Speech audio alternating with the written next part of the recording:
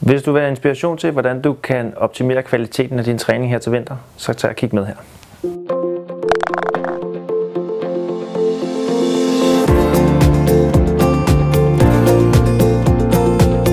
Finder du det også nogle gange ensformigt og lidt monotont at træne her om vinteren? Måske specielt hvis du står indendørs, så har jeg et lille tip til dig her. Det tip kunne vi kalde for 10-boldsreglen. Det du skal gøre næste gang du tager op og træner, det er at i stedet for at træne på tid, mange siger, at nu skal jeg op og træne en time, så sig, nu skal jeg træne på bolde. 10-boldsreglen. For hver ting du træner, bruger du 10 bolde. Du kan så vælge at træne 3 ting, eller du kan vælge at træne 10 ting.